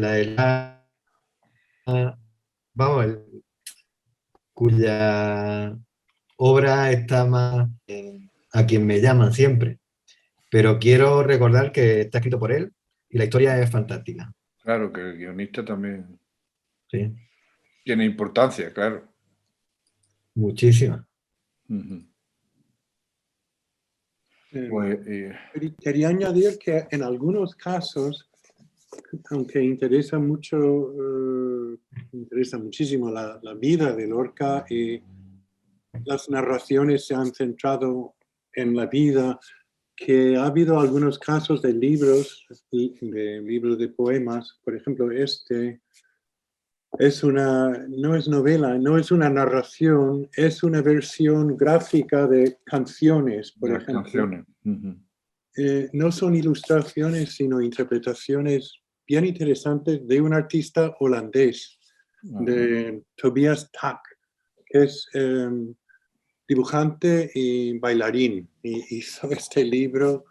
Y cuando lees canciones en esta edición, te da una interpretación totalmente diferente de los poemas. Yo soy profesor y enseño esos poemas, pero al ver la interpretación gráfica, te sugiere miles de ideas que uno no tenía antes, ¿no? Claro. Entonces, hay esta tendencia también que sospecho que habrá más libros de este tipo, que es traducir la palabra en imagen para que se lea mejor la palabra, ¿no? Para que se abra el sentido de la palabra. Claro. Y Bueno, bueno. ¿alguien más quiere comentar algo? Sí, Jesús. Quítate el micro, quita el micro. No, ponte. ¿Puedes tú o no? Sí, ya. Venga. No, yo quería, bueno, felicitar a los tres y aportar que en mi colegio llegamos a montar el Maleficio de la Mariposa. Y yo siempre he pensado que esa obra, en un libro con dibujos, sería impresionante, el Maleficio de la Mariposa. Sí, claro. Porque, claro, el teatro de animales, las curianas, Claro. el personaje de Curianito, el nene tan fantástico, que eso es para morir de risa, ¿no? O las curianas guardianas, toda aquella gente. Y la mariposa. La mariposa para mí es, porque lógicamente es Federico, ¿no? El alma de Federico. Yo siempre he pensado que esa obra merecería la pena verla en un libro de dibujo. Mira, nosotros en nuestra obra, vamos, como hicimos una de las escenas, es el estreno de la obra. De la obra, que fue un desastre en el Teatro del Lava, creo que era. Sí, con aquella frase de que le echen total, en fin, que aquello le deprimió y tal. No es la obra hecha en cómic, que sigue, pero bueno, es lo más parecido que creo que es lo que pides. Que hay imágenes de la obra. Sí, basándome en las fotos que podía ver. Que se conocen, sí. Bueno, ahora hay una exposición en el centro. Eso iba a decir yo, que está la exposición en el Centro Lorca. Del Maleficio de la Mariposa. Y están los figurines que hizo Pérez Barradas para el Maleficio de la Mariposa, que eran maravillosos esos figurines, esos trajes con transparencia, ¿no? Y esos dibujos tan impresionantes, ¿no? Y está ahora la exposición en el Centro Lorca. Ajá. No, y finalmente, lo que yo creo que lo has dicho, Enrique, la figura de Federico, una tan poliédrica, es que da para todo, ¿eh? Para todo. Es decir, Federico García Lorca, vamos, lo puedes contemplar desde cualquier punto de vista. Y hay una faceta de la que no hemos hablado, pero que nos toca también muy directamente a nosotros, que es el Lorca dibujante. Claro. Que creo que es súper interesante también. Claro. Yo, si me permitís a compartiros una de las páginas, no sé si ¿la estáis viendo? Sí, lo vemos. Sí. Una de las páginas del TVO en el que, bueno, intentaba... aquí hay una especie de un episodio de pesadilla de Agustín Penón, donde él ha pasado por unos momentos de tensión muy, muy fuertes y tiene una especie de sueños, ¿no? De sueños de pesadilla, realmente. Y bueno, ahí pensé en incorporar esa pesadilla narrada con el grafismo de Federico García Lorca. Bueno, esto es un intento muy, muy modesto y muy pedestre, ¿no? Pero en esa línea yo creo que se podían hacer cosas muy, muy interesantes. Está muy bien, muy bonito, muy expresivo sobre todo. Creo que, en fin, que ahí hay otra línea también para explorar, ¿no? Sí. Bueno, ¿alguien más quiere comentar algo? ¿Alguien quiere comentar algo, preguntar algo? Está Pepetito ahí muy callado. Sí, Pepe, Sí. oye, comenta algo. Tienes que abrir el micro. Ya. No, yo, la verdad es que poco puedo comentar. Hay una cosa como viejo TVero y amante de medio que oyendo a los tres se me ha puesto en primer plano, es una tontería. Es un don del trabajo de estos tres tíos. O sea, esa modestia de ponerse a trabajar, ¿no? de documentarse, pensar, planificar, lo que ha dicho Enrique de ver las películas, el trabajo de los barcos que ha dicho Rubén, la escenografía de Juanfran, está poniendo delante de las narices el nivelazo que tiene la generación activa hoy de TVO. Yo no, estaba en el Capitán Trueno. ¿Habrá un bluff de documentación más grande en la historia del Capitán Trueno? Claro. Algo asombroso. O sea, uno ve los trabajos de la época en cualquier país del planeta, ve la Edad Media que dibujaban los belgas, las cosas que uno veía de las aventuras de caballeros en Spirou o en Tintín. Sí, los del Príncipe Valiente. Príncipe Valiente. Príncipe Valiente. Los castillos comen, donde la documentación es honestísima. Y aquí ponían 4 piedras de cartón y medianamente funcionaba para un público poco exigente. Y sin embargo, la manera de trabajar no solo de ellos, no solo de los tres que están aquí adelante, sino de toda una generación de comiqueros, lo que está marcando es un excelentísimo nivel de escritura española. Y lo que han hecho ellos está marcando ese nivel. O sea, que es un trabajo bellísimo, bellísimo, bien planificado, bien buscado, en alguna ocasión muy divertido. Es decir, que es una tontería lo que estoy diciendo, pero es que de verdad, yéndolo a hablar, lo que se me venía a la cabeza era eso, el nivel, ¿no? La calidad que tienen ellos y que de alguna manera está representando la que tiene la historieta española. Muy bien, muy bien. Pues gracias por la parte que nos toca. Estoy leyendo ahora un último, creo que es el último, no sé si será el último, pero para mí sí, vamos, para mi conocimiento, de Guarnido, que ha hecho la historia del Buscón en América. Sí. O sea, la que no escribió Mateo Alemán, él, con un guionista, pues lo ha hecho y es un cómic, es maravilloso, es una cosa... Uno pequeñito, ¿verdad, Salvador? Uno pequeñito, así. De tamaño, sí. Bueno, es pues ya, folio. Si nosotros no hemos tenido que documentar, imaginaros la documentación. Genial, de bien hecho en ese sentido también, ¿no? En la documentación y lo que fue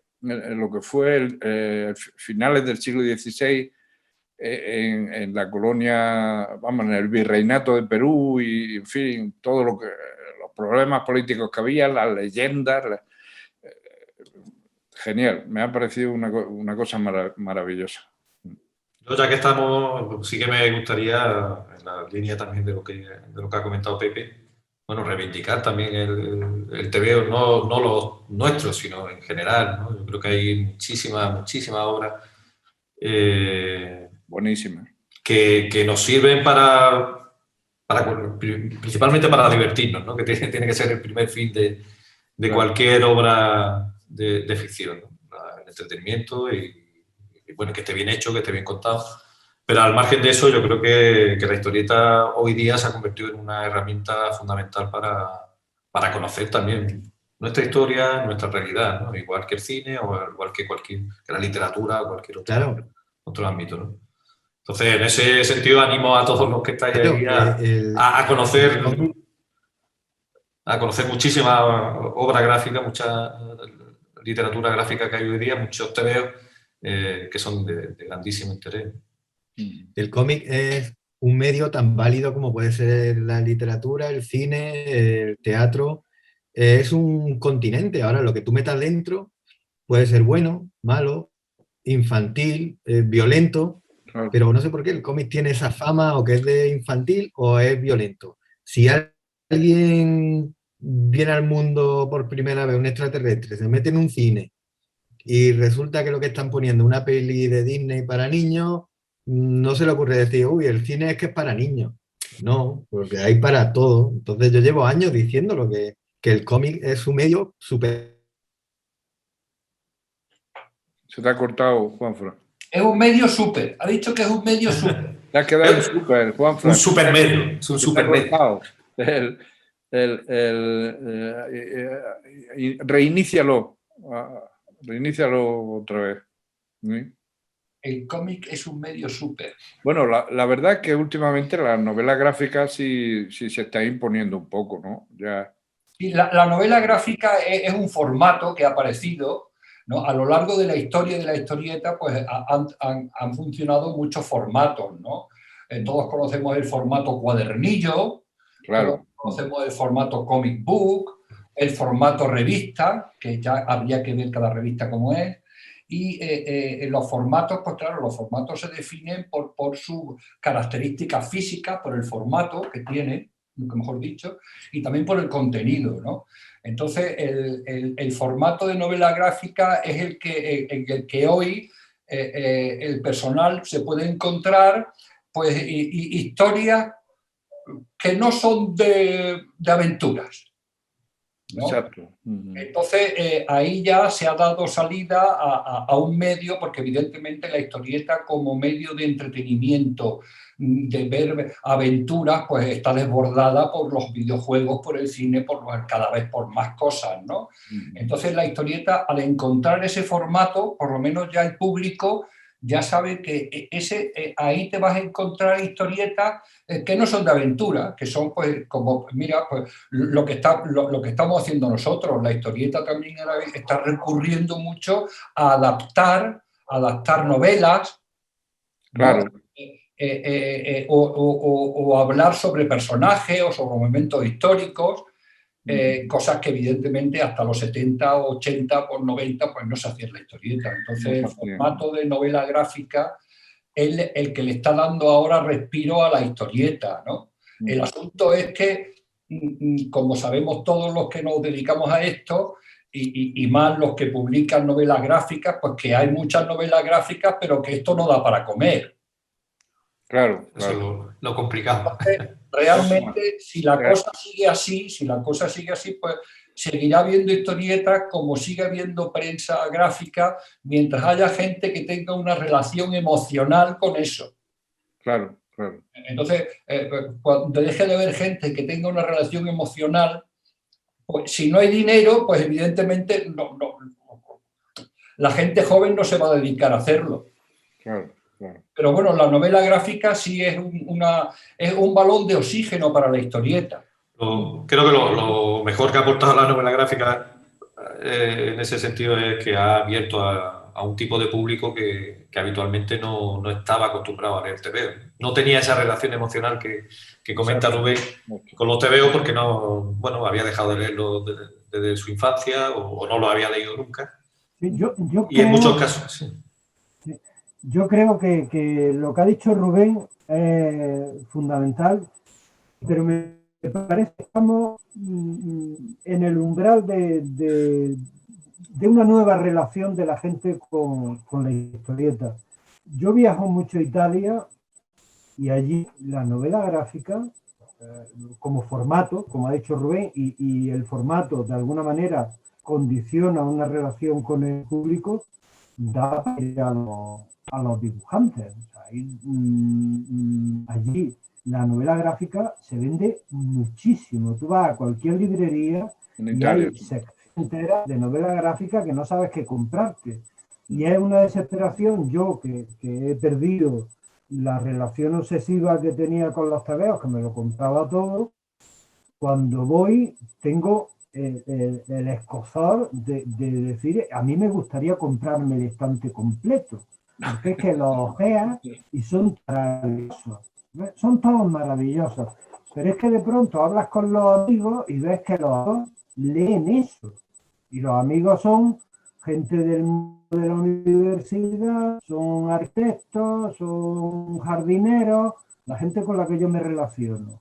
Y tú le dices Cero Calcare y empiezan a reírse, o sea, que saben de quién está hablando. Es decir, que hay una creación de un nuevo mercado que no depende de la industria del entretenimiento, sino que es pite con los libros de viajes, con la novela, con los ensayos, y está diversificando los temas.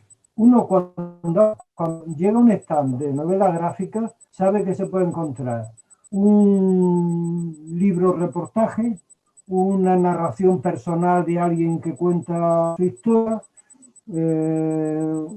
un tratado filosófico a través de imágenes o un public reportaje, es decir, se puede encontrar cualquier cosa, o novela, o una novela, o incluso aventuras. O sea, la misma diversidad que tiene el formato libro está empezando a capturarlo el formato novela gráfica, digamos la historieta en general. Y a mí eso me parece positivo. Claro, sí. Cierto que en España vamos a remolque. O sea, todavía España no tiene la potencia que tiene en Francia, Italia, donde la novela gráfica ha desbancado a Bonelli, o Francia nunca ha dejado de haber una fortísima tradición de consumo de historieta autóctona, ¿no? De historieta producida en Francia. Christopher, perdóname un momento porque Juan Fransaco no está hoy y como antes había perdido la conexión. Sí, que perdonad, es que está cayendo la del pulpo, ha caído un rayo y me he quedado a media. No sé si me habéis escuchado algo. Que hay tormentas, ¿no? Ahí. Sí. Vemos los rayos en la casa de Almudena primero, sí, y luego lo escuchamos aquí. Se reflejan vemos ahí. Los rayos allí y lo escuchamos en casa. Te hemos oído que estabas hablando de la... Muy sensatamente, ¿verdad? Te ha quedado que eran super historias, ¿no? No es así. Era un medio súper. Espero que el pulpo no sea el de Watchmen, ¿eh? No, lo que quería decir era eso, que si un extraterrestre llega y se mete en un cine, no sé, y entra por casualidad en una película infantil, pues pensaría, todas las películas, el cine es para niños, es una cosa de entretenimiento. Pues claro. Lo mismo que el cómic, igual gente que no ha pasado de Mortadelo y Filemón, pues piensa que los cómics, que el TVO no puede contener otra cosa que no sea eso, pero que no es cierto. Yo llevo muchos años ya intentando romper con esa barrera, se va consiguiendo, pero como habéis dicho, en Italia o Francia, en Japón, están años luz. En Japón, tú te encuentras un manga sobre cocina, como de carreras de bici, como de lo que no se te ocurre en la vida, tienen su manga y su serie. Vamos, y aquí vamos a remolque. De todas maneras, yo pienso que es lógico que el público, pues el gran público, pues vea la historieta como algo infantil, porque hasta hace nada la historieta generalmente todo era aventuras. Es normal. Son los autores de ahora los que tienen que demostrar, no con palabras, sino con hechos, con novelas. Yo me acuerdo que yo no conocía en absoluto Persépolis, la novela gráfica que salió. ¿Cuánto tiempo hace que salió esto? ¿Hace 15 años quizás? Sí, más o menos. Entonces yo me acuerdo que yo fui a una tienda de tebeos que hacía siglos que no entraba en una tienda de tebeos y digo, voy a entrar a una tienda de tebeos. Antes de que estuviese subterránea en Granada o mucho antes, ¿no? Y entonces estuve viendo y vi, Persépolis, ¿esto qué es? Ah, Persépolis. Una chica que lo dibuja, anda, lo abre, anda. Claro, o sea, ahí esa novela que ha sido como uno de los puntos de partida de la novela gráfica, ¿no? Hay que hacer novelas que interesen a la gente. Persépolis, ahí se demuestra, ahí sí, el asunto, claro, es que no todo, pues, pero vamos, que sí hay una posibilidad para hacer ahora ese tipo de historietas con el formato novela gráfica que ya está fijado por el público, que ya está concretado. Entonces ya todo el mundo habla de novela gráfica y ya sabes que algo ahí tienes en la cabeza, ¿no? Más o menos lo que es eso, ¿no? Eso es importante porque se concreta en un formato una posibilidad, ¿no? Que no son cosas sueltas que hay por ahí, sino que se concreta en un formato y en un nombre, ¿no? Entonces eso es importante. Ahí está. Ahora depende de los autores que a ver qué hacen con eso y que hagan novelas que nos interesen. Claro, que por supuesto también tiene que haber de puro entretenimiento sin más y ya. Pero yo creo que parte el por qué está el cómic tan denostado es el que necesite de dibujitos. Y muchas veces la gente piensa, bueno, es que necesita de apoyo de dibujitos, pero ¿por qué no? O sea, si tienes que contar cómo es un sitio o poner de pronto un mapa, una localización, pues coloca el mapa y ya está, no tienes que estar describiendo, hay un camino hacia abajo, 40 metros, poner el mapa y ya está. En otros casos, ¿tú te imaginas montar un mueble de Ikea sin los dibujitos? Ahí, coge la llave Allen en el mueble Torf, imposible, imposible. Usan el cómic para hacerlo y también, y a todo el mundo le parece bien y genial. Pues ya está. Es que eso era todo lo que estaba diciendo cuando se me ha cortado.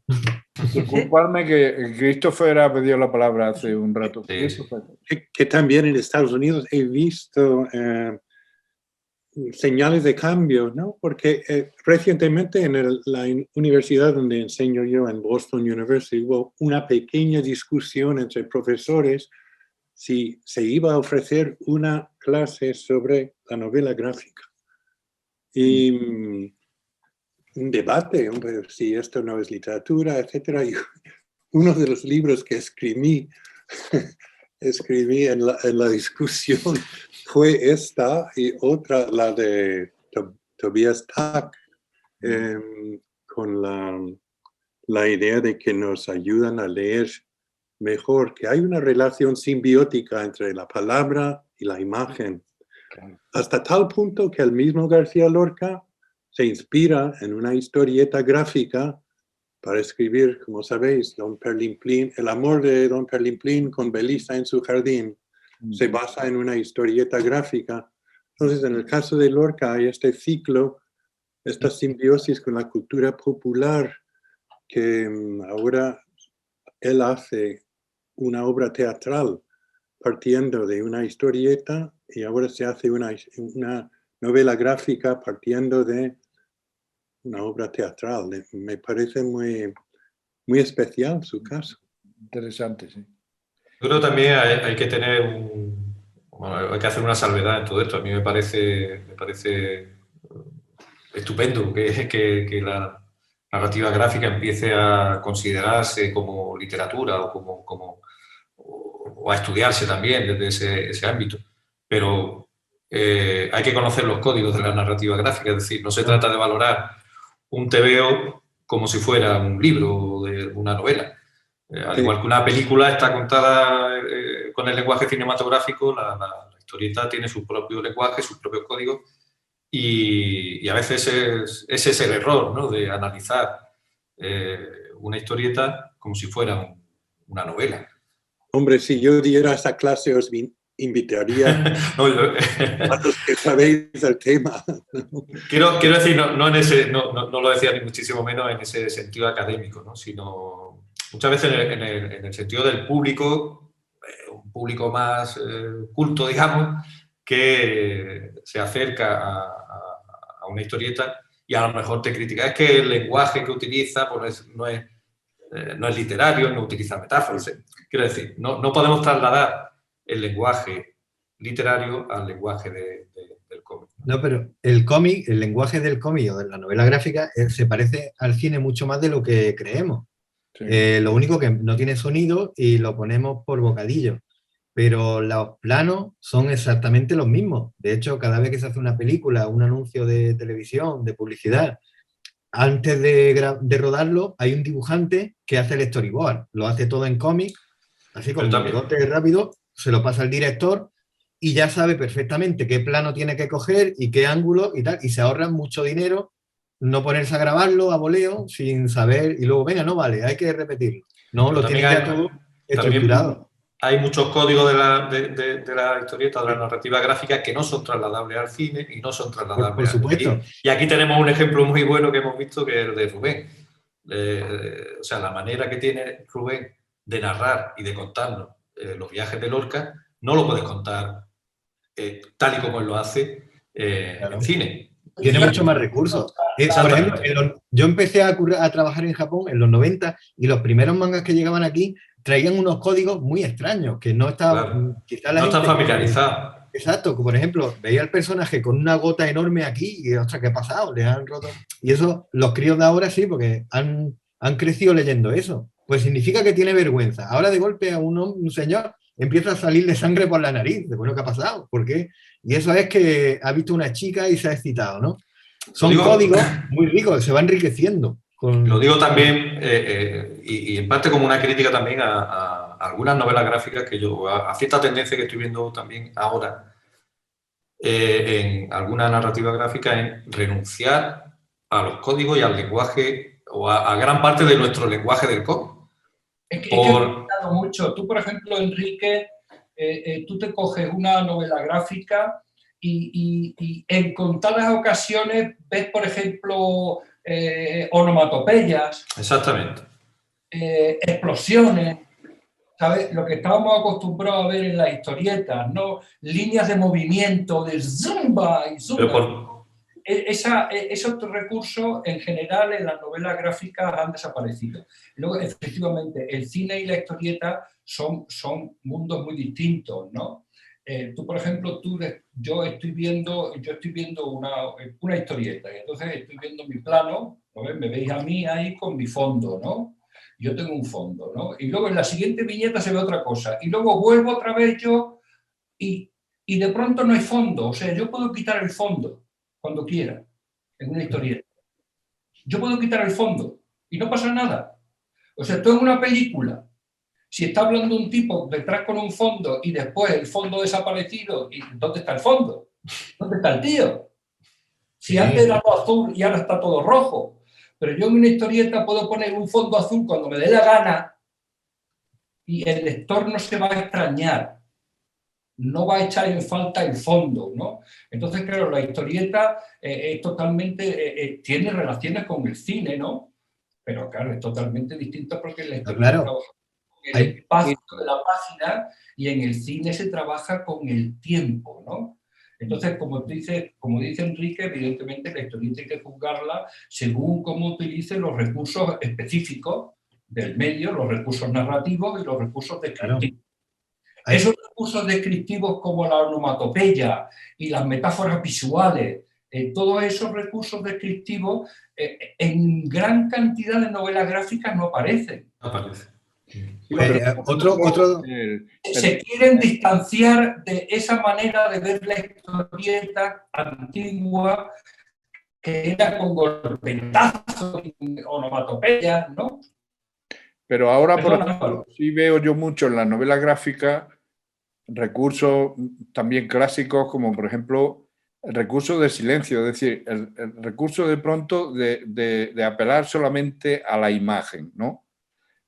Sin ningún bocadillo, sin nada, te está contando solamente por imágenes, ¿no? Y por cómo se disponen los dibujos, en qué tamaño, es decir, eso es un lenguaje absolutamente gráfico, ¿no? Sí, sí, y es cierto que el propio formato, en este caso de la novela gráfica, que tiene la virtud o el problema para los autores, pero bueno, es la naturaleza de su extensión. Es pequeñito. Sí, pero tiene la posibilidad de hacer todas las páginas que quiera. En los formatos tradicionales, cuando trabajabas para la industria tradicional, estabas limitado a una historieta de un número determinado de páginas, 4 páginas, 8 páginas, cuando era una revista como mucho, una página. o el formato del álbum tradicional, que eran 40 y tantas páginas, 60 y tantas, como Tintín, que era ya un exceso, ¿no? Es decir, siempre estaban limitados y constreñidos por el espacio. La extensión que te permite... Perdona, la extensión que te permite la novela gráfica hace que haya determinados recursos, como este que ha comentado Álvaro, ¿no? Que sí, ¿no? puedas explayar, que antes no podías. En el cómic o en la literatura, el equivalente al tiempo en el cine es el espacio. Según el espacio que tenga, puedes hacer una historia más larga, más corta, o encajarla. Pero hay recursos que te simplifican y te ahorran. Por ejemplo, el típico del corazoncito que se le pone aquí a un personaje, se lo pone y ya está. El lector sabe que es que ha visto a alguien que le mola, se ha enamorado. No hay que... Imagínate eso en cine. Claro. Es complicado. Pone una voz en off explicando y José Antonio vio a Mariquita por allá andando y se enamoró de ella. O tiene que encontrar a otra persona y decírselo. En el cómic se coloca y ya está. Le pone a alguien un tronco cortando con una sierra y sabe que está dormido. O el actor expresarlo con la expresión de la cara.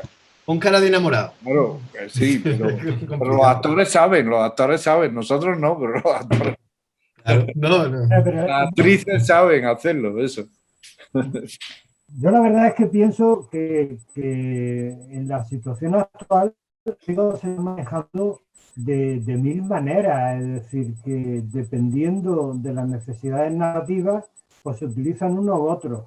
Cierto es que está habiendo una serie de autores que no forman parte de la tradición antigua, la tradición clásica del cómic, y son más fotográficos, son más lentos, no utilizan los de movimiento, las onomatopeyas, porque no han bebido las fuentes, pero eso ha pasado siempre, Yo recuerdo el estupor de los primeros tamales que leí yo. O sea, el primer TVO que leí yo, el número 6 del Capitán Marvel, no lo entendía. Claro. Y era del medio. Claro. Son acostumbrados a leer TVO, pero aquello, las frases, la forma de construir, la forma de las páginas, me lo tuve que leer 6 veces para darme del número 6 del Capitán Marvel de qué iba. Es decir, que no nos asombre que haya algunos códigos que ahora se utilicen menos. Claro. Lógico, porque los tiempos cambian, los códigos se utilizan de los 1000 que hay, los 50 que tú necesitas para contar una historia. Porque se cuentan otras historias distintas, y se utilizan otros recursos, se cuentan para contar una historia personal. Ponerte a poner líneas de movimiento de para arriba, de para abajo, de explosiones, pues no tiene sentido. Entonces, no. Hombre, es un medio que se va enriqueciendo. Experiencias, yo por ejemplo en los álbumes del fotógrafo, que pasa en Afganistán o por ahí, se utiliza la grieta, la fotografía continuamente. Mezclan dibujo, fotografía, esquemas. Son otros recursos. O sea, estamos aumentando recursos. Tenemos los clásicos, sí. Ahora no todas las poesías riman. ¿Que hemos perdido un recurso? No, está ahí. El que quiere utilizarlo, lo utiliza. Nosotros no hemos perdido materia. Si alguien quiere utilizarla, sabe que está ahí. Que no la necesita, no la utiliza. Como lo que decía yo antes de la introducción del manga, introdujo nuevos recursos que ya se han quedado. No quiere decir que han desplazado a los que ya teníamos, ¿no? Seguimos viendo a la gente con los corazoncitos, los pajaritos cuando alguien se da un golpe, las estrellitas, y están viviendo con las nuevas. Los chavales ahora, como han crecido viéndolo, saben perfectamente lo que significa. De todos modos, el van ese que salía en Apocalíptico e Integrado, ¿acordáis en la portada? Sí. Humberto Eco, sí, ahí lo tenía. De Superman, me encantaba, ¿no? Ese bocadillo. Es que es otro de nuestros recursos, es la tipografía y la manera de jugar con la onomatopeya, el tamaño de los textos. No es lo mismo, más pequeñita que más grande. Te indica el volumen del sonido, puede ser un poquito. No es lo mismo una onomatopeya que diga toc, que ya sabes que es algo de madera, que haga crash o splash. Te está diciendo el material y el volumen. O sea, según ponga lo que escriba y según el tamaño te está dando muchísima información con una sola palabra. Las onomatopeyas que las relacionamos con la historieta, pero pues, se utiliza muchísimo en la publicidad, por ejemplo. En la publicidad está llena de metáforas visuales, de onomatopeyas, de líneas de movimiento, de boom, de crack, hay un montón, ¿no? Hay una metáfora visual, os lo digo por curiosidad, ¿no? Que en la época de la bruguera, en la época de los años 40, 50, cuando alguien estaba dormido, un tronco con una sierra. Sí, también. Pero también Z. Bien. Esa metáfora visual que entendíamos todos los niños hasta los años 60, o sea, se ha dejado de ir utilizando y ya no la conoce nadie. Yo hablo con muchos niños cuando doy clase o hablo con gente joven. Oye, ¿esto qué significa? No sé, ¿no? En cambio, y también porque es un poco rara, pero hay otras onomatopeyas que pueden ser conocidas, pero también porque se utilizan mucho en publicidad. La bombilla con la idea, eso se utiliza en publicidad todos los días 40.000 veces. Y el corazoncito ni te cuento, y todo ese tipo, perdón, de metáforas visuales. Metáforas visuales, perdón. Entonces se siguen conociendo también porque se utiliza en la publicidad. Bueno, pues van a dar las 9, o sea que podríamos quedarnos aquí hasta las 11 de la noche. Que nos tenemos que ir de marcha ahora, que nos vamos de... ¿Dónde quedamos? Hay que celebrar que el Granada ha pasado a cuartos de final. Bueno. Es importante también. Alegría. Y nada, y celebrar que hayamos estado juntos una vez más alrededor del cómic, tan a gusto esta tarde, ¿no? Con esta mesa que al final se ha convertido en una conversación tan agradable. Bueno, esperamos continuar con el ciclo.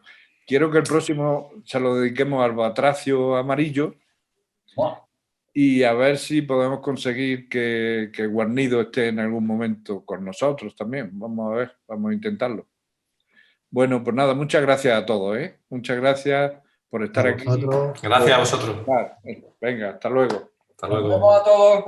Nos vemos. Adiós.